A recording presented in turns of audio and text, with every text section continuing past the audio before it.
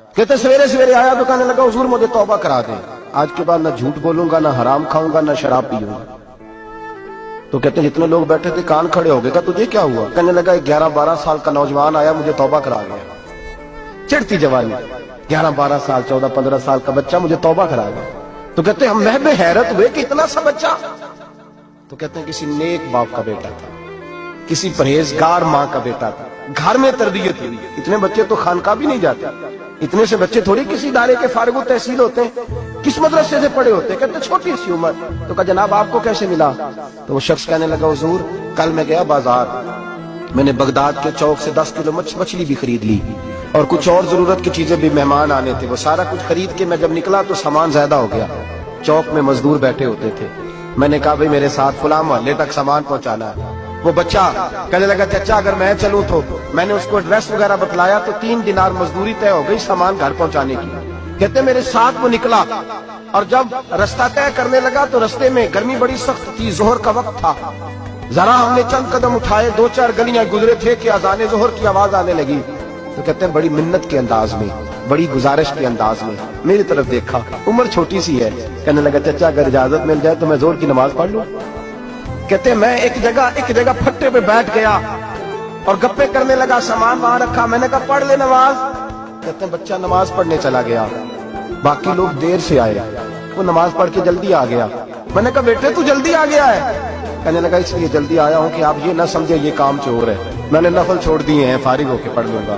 کہتے ہیں سامان اٹھایا، رستے میں گرمی شدت کی تھی، اس کا پسینہ بہنے لگا، میں آگے بڑھا، میں نے کہا بیٹے سامان تھوڑی دیر کے لیے مجھے دے دو، گرمی زیادہ ہے۔ کہنے لگا چچا کسی کا تربیت یافتہ ہوں، کسی نے ٹریننگ دی ہے، کہا ماں باپ نے کہا تھا حرام لقمہ گھر نہ لانا، کہا بات کیا ہوئی؟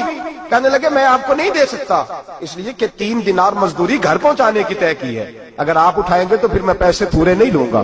دامان نے توکل کی یہ خوبی ہے کہ اس پر پابند لگے ہوتے ہیں پر دھبے نہیں ہوتے، میں پھر مزدوری پوری نہیں لوں گا، پیسے کم لوں گا۔ کہتے ہیں میں محو حیرت ہو گیا، اس جوان کی بات نے میرے سارے وجود تھر تھر کما ڈالا کہ اس دور میں اس قسم کے لوگ۔ کہتے ہیں گھر لے گیا اس کو، میں سامان رکھا، میں نے کہا تم یہاں ٹھہرو میں 3 دینار مزدوری لاتا ہوں۔ کہتے ہیں پیسے لینے گیا تو بیوی کو بتایا بڑا نیک ہے، بڑا پرہیزگار جوان ہے، کہنے لگی روٹی پکی ہوئی ہے، اسے کو دوپہر کا کھانا کھا لے۔ کہتے ہیں میں باہر گیا، 3 دینار تھمائے، میں نے کہا بیٹے ایک بات مانو گے؟ تو کہتے ہیں 3 دینار دے کے کہنے لگا اب تو آپ مالک ہو گئے، میں نے نمک کھا لیا ہے، اب تو ہر بات مانوں گا، اصلہ نال جو نیکی کریے نسلہ تاک نہیں بھول دے، میں اب ہر بات مانوں گا۔ تو میں نے کہا دوپہر کا کھانا کھا لو۔ کہتے ہیں اس کی گردن جھک گئی اور بڑے دھیمے لہجے میں کہنے لگا میں نہیں کھا سکتا، میں نے روزہ رکھا ہوا ہے، روزہ رکھا ہوا ہے، نفلی روزہ رکھا ہوا ہے۔ کہتے میں اور پریشان ہوا، میں نے فوری طور پہ سوال کیا کہ اب تو کدھر جائے گا؟ تو کہنے لگا اب میں کہیں نہیں جاؤں گا، میرے 1 دن کا خرچہ میرے ماں باپ نے جو ڈیوٹی لگائی ہے وہ 3 دینار ہے، پورا ہو گیا ہے، اب میں باقی جو وقت بچے گا یا قرآن پاک کی تلاوت کروں گا یا محمد عربی پہ درود و سلام پڑھوں گا، میں اب کوئی اور کام نہیں کروں گا۔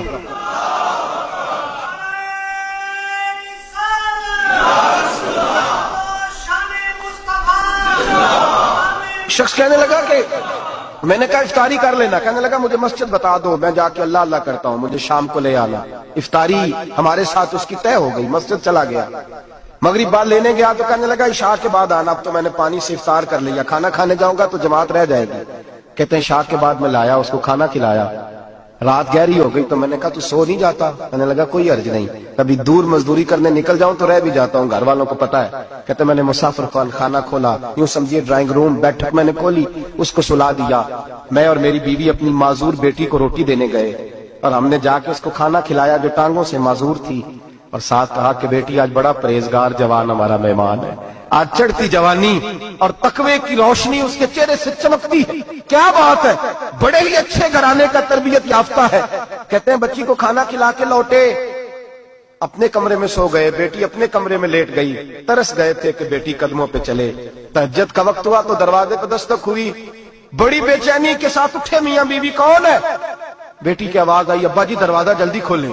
کہتے ہیں کلیجے پھٹنے لگے، ذہن بکھرنے لگے، سوچے ہیں کہ وہ 2-1 منٹ ہمارے اوپر پہاڑ بننے لگے، دروازہ کھولا تو وہ بیٹی جس کے لیے ترس گئے تھے کبھی چلے گی، وہ اپنی ٹانگوں پہ کھڑی ہے، کبھی دوڑ کے ادھر جاتی، کبھی دوڑ کے ادھر آتی، बेटियां परेशानी का फोन कर दे तो फिर भी आंसू निकल आते हैं, और बेटी घर में खुशी आ जाए तो फिर भी माँ बाप रो के ही शुक्र अदा करते हैं। इनके लिए रोते ही रहते हैं। कहते मैं तड़प गया, बीवी भी रोने लगी, बेटे ये क्या हुआ?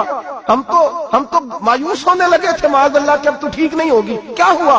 कहने लगे अब्बा जी अम्मा जी आपने बताया ना नेक जवान आया है, नेक आया है, तो मैं आप चले गए तो मेरे दिल में ख्याल आया, ए अल्लाह अगर वो वाकई नेक है तो उसके सदके मुझे शिफाई अता फरमा दे। या अय्युहल्लज़ीना आमनुत्तक़ुल्लाह वब्तगू इलैहिल वसीला, ऐ अल्लाह सेहत ही दे दे। कहते अभी मेरी दुआ भी पूरी नहीं हुई कि मेरा वजूद हरकत करने लगा, और ये देखो मैं उठ के खड़ा हो गई हूँ। कहते हम लोगों ने ये देखा तो भागे उसके कमरे की जानिब, जब दरवाजे पे हाथ रखा तो दरवाजा खुल गया, आगे गए तो पलंग खाली था, एक रुक्का छोड़ गया है।